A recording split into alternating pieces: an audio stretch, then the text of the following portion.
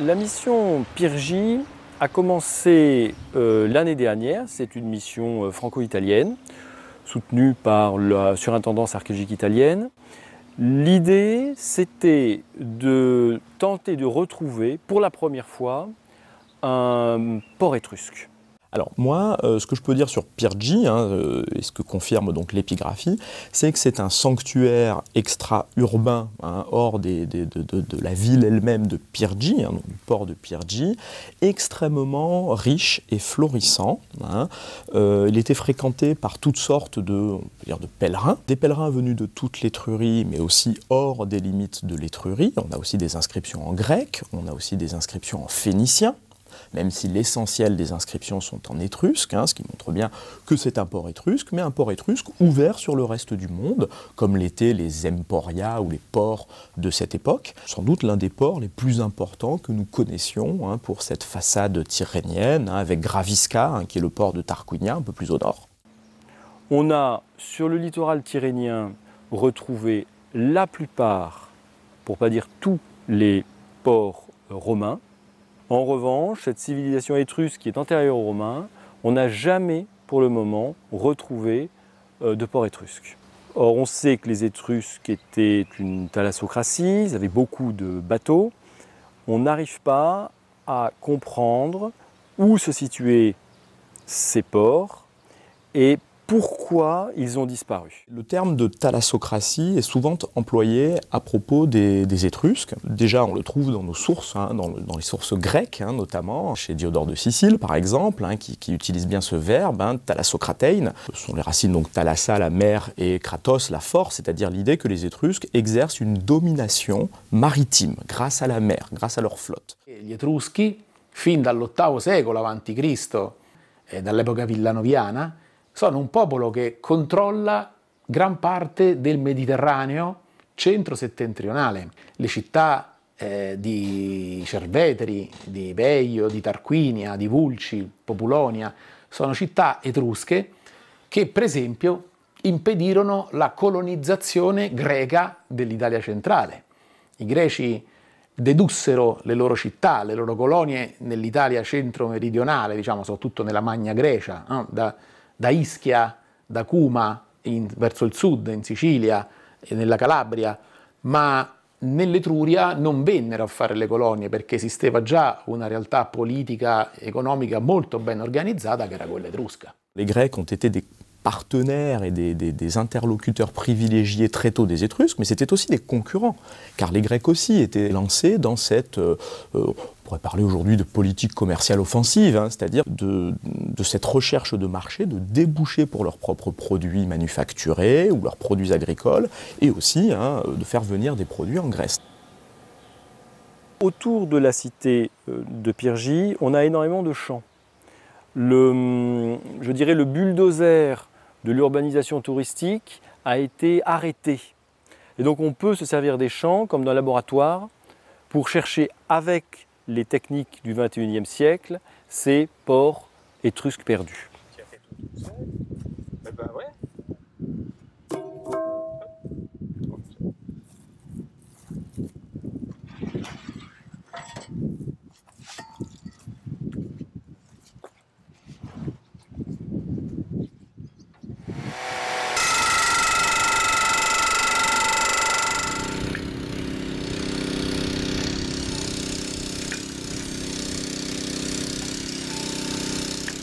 En première étape, on a voulu travailler avec un carottier à percussion de type Cobra.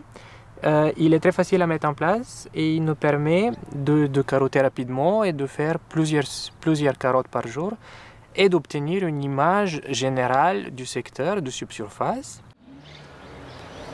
Bon, donc là on est à moins 5,70. Si on dit 6 mètres, on est à 4 mètres au-dessus du mur, on est à 1 mètre sous le zéro marin antique. Là. Ouais. Et on a un environnement calme. Reste à savoir si c'est un environnement calme qui est en connexion avec la mer. Ouais.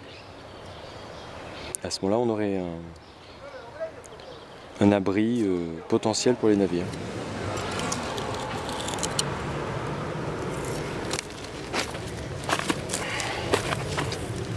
Ou des coquilles, j'en ai. T'as des coquilles? Ouais. T'as vraiment des coquilles? Non, peut-être que je. C'est Ah. assez, quoi. Peut-être, oui. Ah non. Non. T'es sûr? Non. T'es sûr? Non. Non, je suis pas sûr. Ah bah alors. Non. Ensuite on passe à des sables limoneux gris.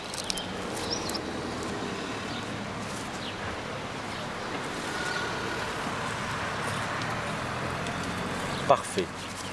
Alors on prélève.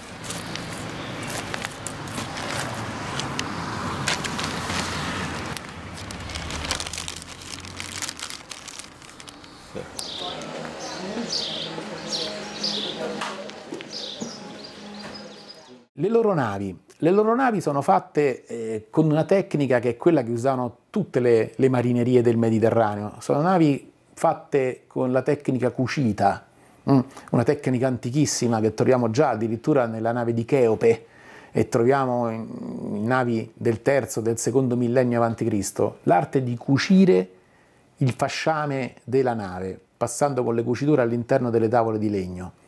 Il tutto poi veniva coperto dalla pece che rendeva impermeabile superficie.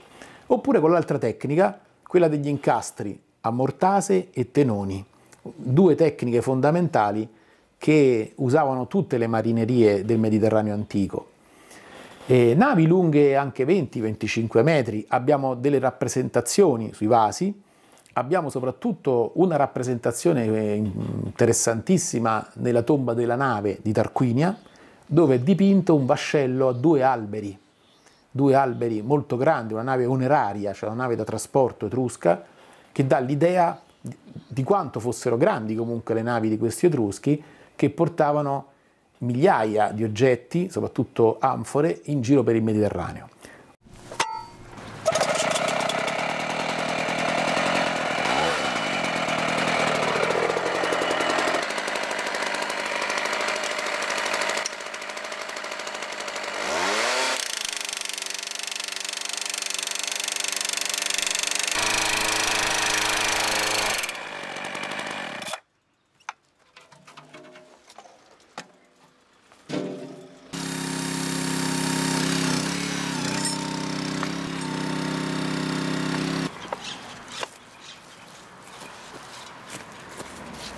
Au nord du site de Pirgi, on a une lagune qui fait 2 mètres de profondeur. Tout à fait. Et ensuite, on a le substratum géologique. Et est-ce que ces 2 mètres de profondeur suffisent pour les bateaux antiques? Alors, 2 mètres de profondeur suffisent pour les bateaux antiques. Maintenant, ce qu'on va essayer de faire, c'est savoir si cette carotte, elle n'est pas sur les rivages de la lagune. C'est-à-dire que la lagune, si on implante un carottage plus au centre de la lagune, on aura une lagune plus profonde. Et donc, beaucoup plus de navires pourront accéder à ce milieu naturellement protégé. Et donc, en gros, maintenant, il suffit de retracer la paléogéographie de la lagune. Pour ça, on va faire d'autres carottages et surtout, on va faire intervenir nos collègues géophysiciens qui vont déterminer le pourtour de la lagune. Oui. Et il reste à prouver si cette lagune était connectée avec la mer. Tout à fait. Le dernier élément qu'on doit montrer, c'est la connexion de cet environnement lagunaire avec la mer. Et pour ça, il y a des organismes marins microfossiles qu'on devrait retrouver ensuite en laboratoire dans la stratigraphie. Raldoun, prends, je vise mieux avec deux jalons.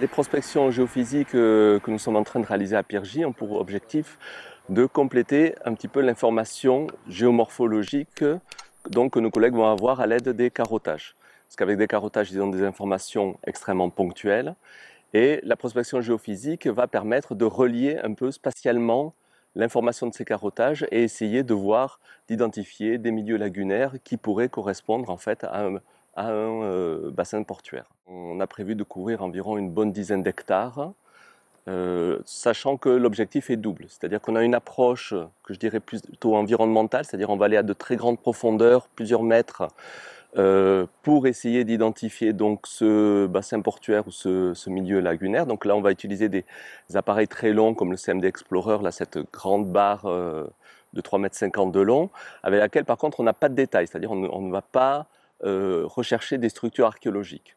Et d'un autre côté, on va utiliser des méthodes qui vont permettre de travailler plus finement, mais plutôt sur les 2 premiers mètres, et essayer de retrouver donc des structures archéologiques, donc des structures portuaires ou aussi des occupations autour de la ville de Pyrgi, autour des temples là, qui sont derrière nous, pour voir un petit peu l'extension de la ville hors des fortifications.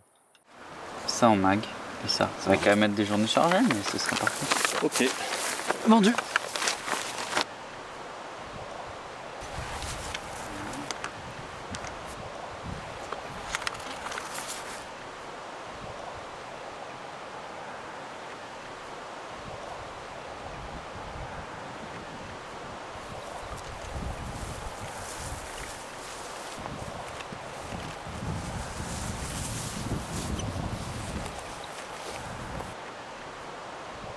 C'est un appareil qui a une résolution beaucoup plus fine et qui sert vraiment à repérer les structures archéologiques. Là, on est dans le champ qui est juste derrière les temples étrusques, donc on cherche à voir si le tissu urbain se continue, si on peut trouver des habitations ou des structures archéologiques.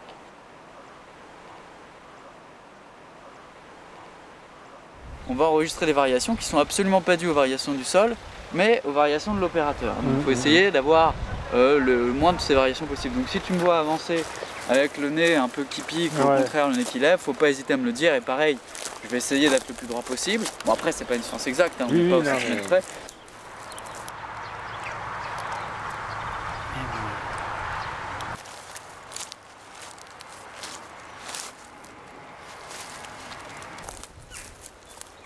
On vient de terminer la prospection électromagnétique qui nous permet en fait d'avoir les différentes couches du sol sur tout le champ. Et comme ils ont fait un carottage ici ce matin, on va essayer de voir si on peut spatialiser les différentes couches que eux ont réussi à identifier et confirmer ce qu'ils ont trouvé ou non.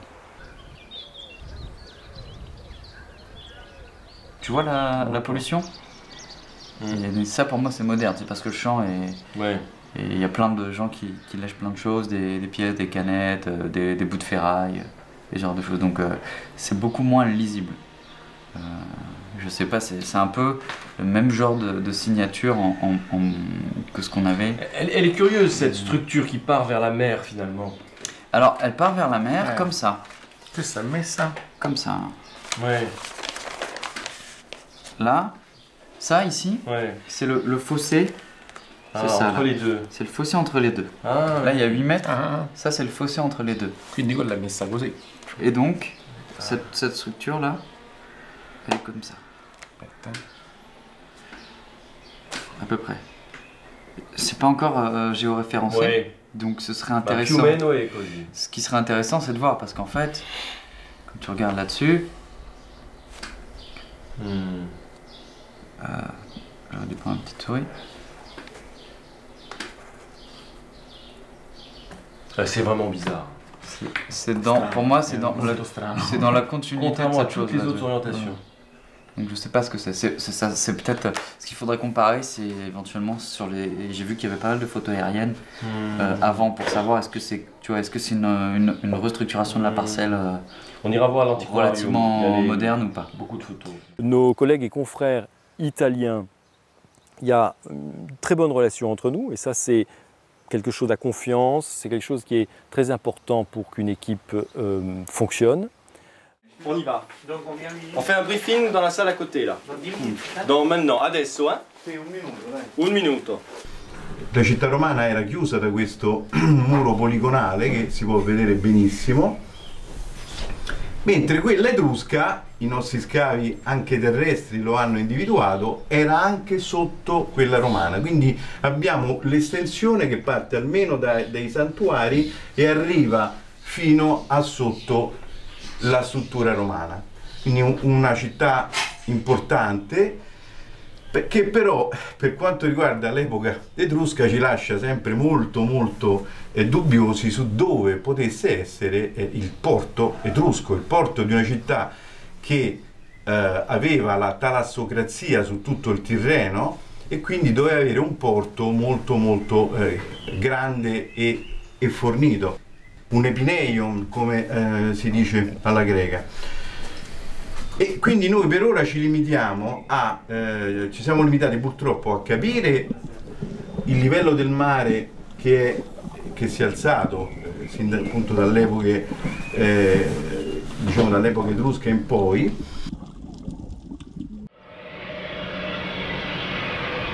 Là vous avez le seuil de la villa, magnifique. Attendez.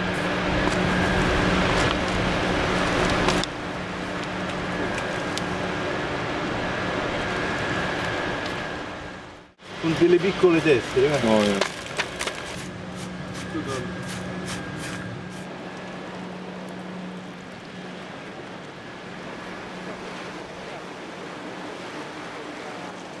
Oh là Coi là buchi, là guarda i là. buchi.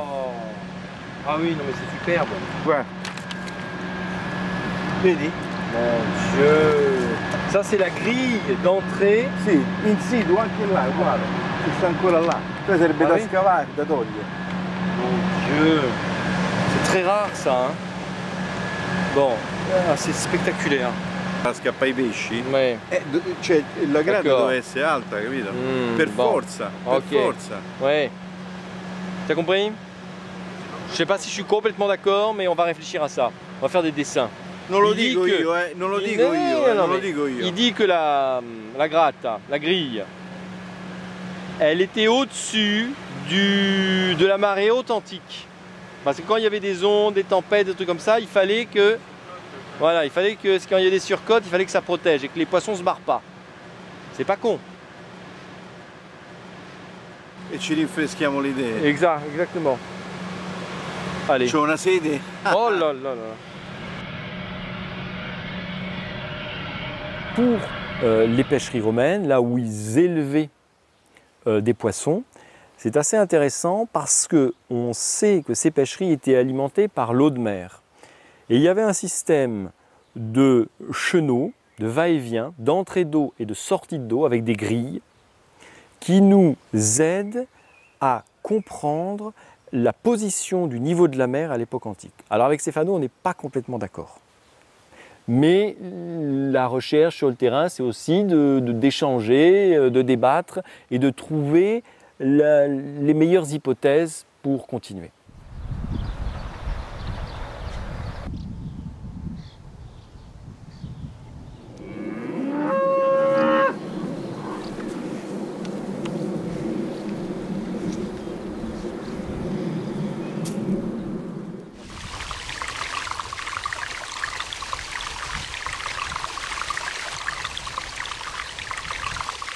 C'est assez rare quand même en Méditerranée d'avoir une résurgence avec un tel débit aussi proche de la mer.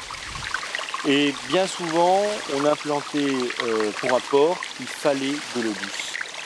Et là, on a de l'eau douce, limpide et en quantité très importante. Et peut-être que les temples qui sont là-bas, il y a peut-être un lien quand même avec la présence de ces temples et la présence de cette résurgence.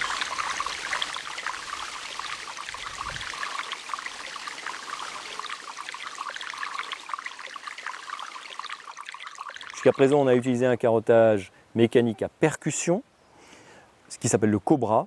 Et là, on a eu l'autorisation de faire un carottage mécanique rotatif dans la ville de Pyrgi même. Et ce carottage mécanique rotatif est beaucoup plus précis que le carottage à percussion. Il évite tout le problème de la compaction des échantillons et d'éventuelles pollutions parce qu'on va faire un chemisage à mesure qu'on descend, on chemise le trou afin d'éviter que les strates supérieures ne contaminent les strates inférieures. On voit que les collègues ont déjà fait des prélèvements pour les pollens et connaître l'histoire de la végétation et connaître l'histoire du climat à l'époque antique.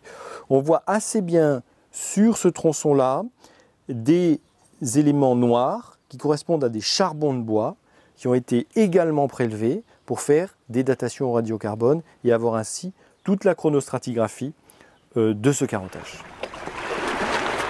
Alors sur cette face, on a la mer qui est venue éroder, manger la cité antique et elle a permis de mettre en évidence des séries d'égouts à la fois étrusques et romains. Et une équipe va venir échantillonner ces égouts. Maintenant, dans toutes les missions, on essaye de faire venir de plus en plus d'experts différents. Et cette pluridisciplinarité va nous permettre, à terme, de comprendre toutes les facettes des sociétés antiques, et notamment avec l'étude des paléoparasites piégés dans ces égouts, comprendre les maladies, ou du moins les paléopathologies qu'il y avait au sein de cette cité antique.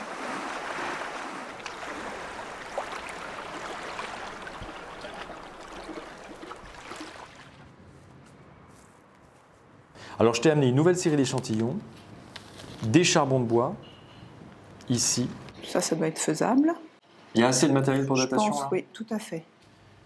Ici, on a eu la chance de trouver à 8,50 m sous la surface topographique un échantillon d'os. Ça, c'est étonnant. C'est assez étonnant. Par contre, je ne suis pas sûre que ça soit très très bien conservé. Il va falloir tester, voir s'il y a encore du collagène ou pas.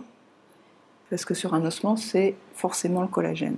Là, tu dates le collagène, oui. Je date le collagène, mais il faut faire une extraction de collagène et il faut suffisamment de collagène pour pouvoir faire une datation. Les premiers échantillons de charbon qu'on t'a envoyés, qui viennent de Pyrgi, quels sont les résultats? Je t'ai ressorti les résultats. Donc on est autour de notre ère, à peu près sur le charbon. Alors, autour de notre ère, c'est-à-dire 1er siècle avant, 1er siècle après. Tout à fait. Donc ça, c'est la période romaine. Or, nous, on attendait quand même un âge étrusque, plutôt du 5e siècle avant Jésus-Christ. Donc là, on est trop jeune. C'est-à-dire que pour atteindre les Étrusques, il va falloir aller échantillonner maintenant plus en profondeur, puisque les Étrusques sont en dessous des Romains. On va aussi retourner sur le terrain avec une autre technique, par carottage, rotatif, avec chemisage, pour pouvoir descendre plus profondément. On va croiser les méthodes de datation.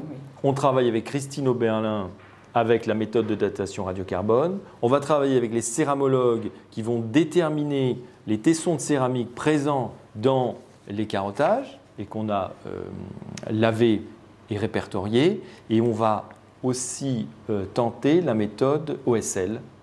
Tout à fait. Alors, ce n'est pas en multipliant les dates C14 qu'on arrive à une vérité. Par contre, en croisant différentes méthodes de datation, là oui, on arrive à des conclusions fortes qui donneront plus de résultats que de multiplier les datations C14. Est-ce qu'il est légitime de partir de ce principe-là qu'on peut retrouver le port étrusque? Parce que le port étrusque n'est pas devenu naturellement le port romain. On sait que le trait de côte a changé, hein, ça évidemment c'est ce que montre bien le projet. La civiltà romana trae molte delle sue caratteristiche, delle sue origini, diremmo, dal mondo etrusco. È il mondo che dà diciamo, all'Italia antica l'urbanizzazione, che dà la lingua, che dà la religione, che dà tanti aspetti.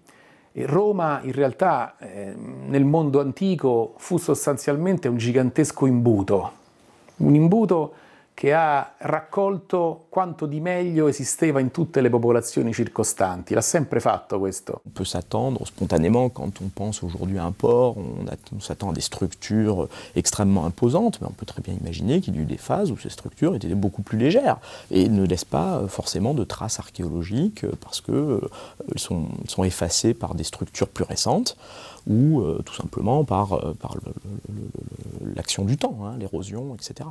Donc effectivement, c'est un des gros problèmes qui est posé à l'équipe de ce projet.